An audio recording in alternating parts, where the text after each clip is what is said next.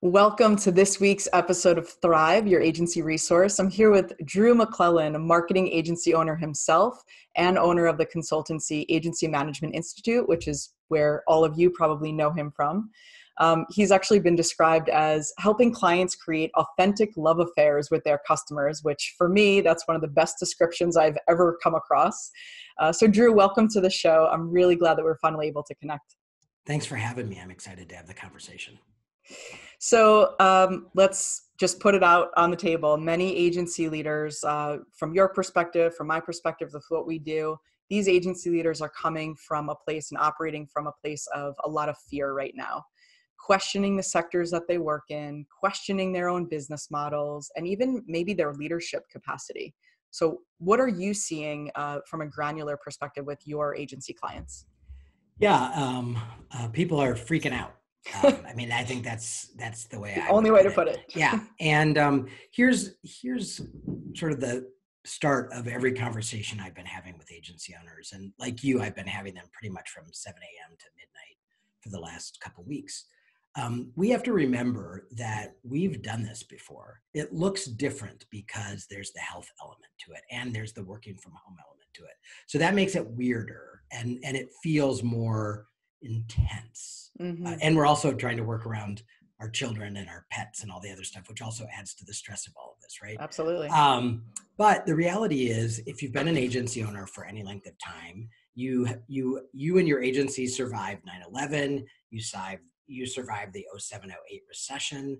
And so the truth of the matter is, we have to expect as business owners that every 8 to 10 years, whether it's just a financial crisis like a recession, or it is some sort of external crisis like 9/11 or the virus, that we have to be ready to weather this. And we have been ready to weather this in the past. And our job as leaders, our number one job as leaders, is we have to think of ourselves as sort of the captains of a ship. Yeah. And right now, our ship is in the middle of a huge storm. Our job is to get the ship back to calm waters.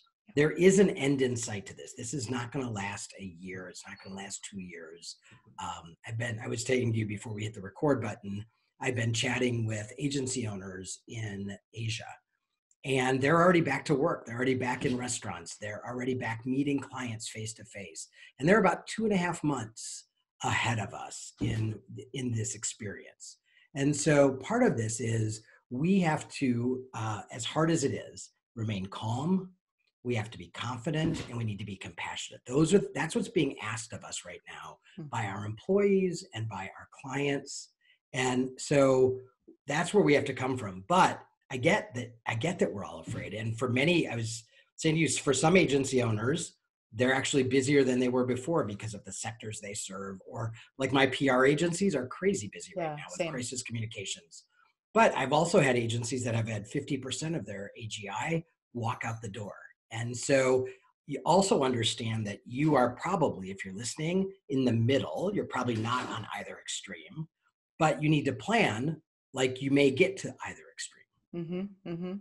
And, the other thing that you bring up is that you're pretty confident that there's going to be a resurgence of the pandemic just based on what you're seeing with some of the clients and the agency owners in Asia. So if we know that we need to plan for this from a financial perspective, from a positioning perspective, what are those best practices that we should have really all been following all along? Yeah, so I think one of the truths that this crisis has revealed is which agencies have already been running a pretty solid ship. And so what that means is, depending on your client mix, so if you have a gorilla client that's worth more than 25% of your total AGI, then you need to have 4 months of operating expenses in the bank. So operating expenses, all your loaded salaries and all your overhead costs. If you are an agency where your clients are more scattered evenly and you don't have anybody that's more than 20% of your business, then you can get by with 2 or 3 months. So now is probably not the time for most agencies to be stockpiling money away. But when we come out of this, one of the first things they should all be doing is starting to earmark money to have as a safety net. Many agency owners rely on a line of credit as a safety net and are now feeling like that's inadequate. And that's because you need to have both. So I think some of the other things that we need to be doing are if you do have a gorilla, the reality is for many agencies right now, what they're going through is no different than if their biggest client fired them today, right? It's just, we have the health stuff and the other things that make it scarier, but financially from our agency management point of view, it's exactly the same as if you lost your biggest client for a lot of folks. So part of it is having a plan, a regular active biz dev plan that allows you to, if you have a gorilla, offset that gorilla as quickly as possible. It is about having, right now, it's about having lots of conversations with clients. I have a lot of agencies who have said to me, you know what, we haven't been able to get the attention of the CEO for the last 2 years. And now all of a sudden, they want to talk to us. Right. And so we should be making the most of those conversations. I think it's really easy to be a great partner when money is flowing and everything's awesome. Right. I think it is really telling if we can be a good partner in this moment in time. And so that may mean telling your client to stop doing something that they're paying you to do, because it's really not in their best interest. Right. It is about helping them figure out how are they messaging this to their internal audiences, to their clients. So helping them pivot what they're doing. And the resurgence, just for clarity, not a scientist, but what I'm hearing from Asia is that they were all back at it. And then they started letting people come back into the country, right. And outsiders were bringing the virus back in. So they had a slight resurgence of active cases, which they were able to, they're confident they'll be able to tamp down in a week or two, but all of a sudden they're back working from home for a week. And so we have to be ready for that too, that right. This may not be a one and done for us. Right, for sure. And there's also kind of this thing that you talk about a lot, which is, there is this reality of something like this, some anomaly that happens pretty much every 10 years. You can almost bet on it. Right. And we can't really plan our businesses around that or change them from that perspective. First of all, we don't know what those 10-year glitches are going to be. Right. But it's not something where you necessarily need to completely pivot or completely rethink everything every 10 years. It's so from your perspective, it's more about staying the course. Yeah. That's the equivalent of saying, the grocery store is closed on Christmas Day, so I need to find another place to get groceries all year long because they're closed one day. Right. So that's a good analogy. we for agencies that have positioned themselves or niched themselves in a certain way that maybe now is being adversely affected by this, that doesn't mean that's not the right thing for your business to do. For 9.5 years, it's been a very lucrative, smart thing to do. And if you had built the safety net, you would have been able to weather this, let's call it 6-month decline, right? Or recession, whatever we're heading into.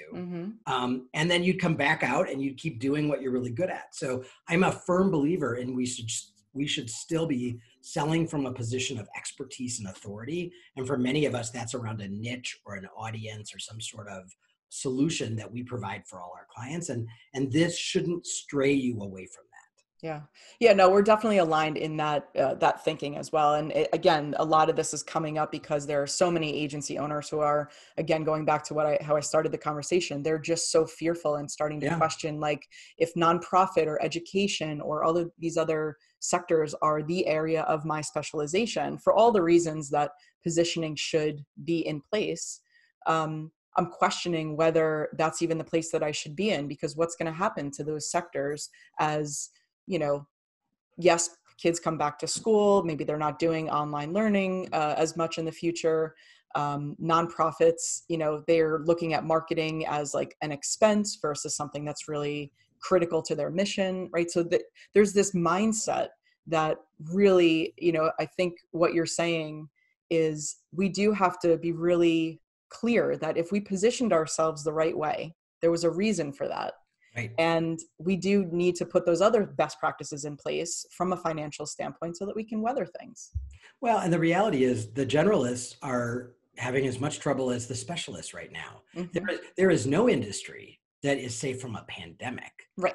So, there are some industries that are perhaps more recession-proof than others, but there is no island where you can stand and know that no storm will ever get to that island. That's just not realistic. Right. But the reality is the specialist agencies, the niche agencies, the agencies that are known as an expert in something, when we come out of this, they're going to be the ones who clients are seeking, because clients are going to be hungry to make up what they've lost. Everybody is going to be chomping at the bit. And again, they're already seeing this in Asia, that people are saying, yes, I paused for 3 months, but now we got to go, go, go. Right. And so if somebody doesn't already have an agency relationship and they're looking to really boost and come out of the gate strong, they're not going to pick a generalist. They're going to pick somebody who understands their industry or their audience or whatever it is your specialty is. So just be bold and proud about who you are and what you are, and know that this is just the reality. This is the lousy side of owning a business, right? Yeah. But the good news is we enjoy 9.5 or more years of the good side of it. So in my opinion, it's still a whole lot better than being an employee. Yeah. Oh, well, absolutely. Yeah, right. And I know that you actually pretty generously put together some resources for agencies, particularly around COVID, and just let us know a little bit about how we can access those and what we can expect from those resources. Yeah, so I have been sending out like emails constantly to like our own members and things like that. And finally I thought, this is A, I'm killing them with email, but B, I need to have a resource. So we put together a page on our website, agencymanagementinstitute.com/COVID. And what we're doing is it's organized by week. So I'm putting all the stuff we're creating, but I'm also curating what other people are sharing, specifically stuff that's agency specific. But like right now, like this week, there's some information. We're recording this in late March. There's some information on what will hopefully pass the CARE Act. So also there is some generalist stuff. There's no firewall. There's no email asked for. I'm not going to know that you're there or not there. We're not going to try and sell you anything. I just want agency owners to have vetted resources that help them survive the storm. And like I said in the beginning, get the ship through the storm and to calm waters again. Right. Well, again, that's incredibly generous. I'm definitely going to put a link to that in the show notes. And Drew, I just want to thank you so much for taking the time to come and talk with me today and, really convey a lot of this advice to other agency leaders. I know there are a lot of people really hungry for this content. So thank you. Oh, my pleasure. Thanks for having me. This episode has been brought to you by Workamajig, the #1 creative agency management software. Show notes at thrive.workamajig.com. Find out how your creative agency can become more productive and more profitable. Schedule your demo at thrive.workamajig.com.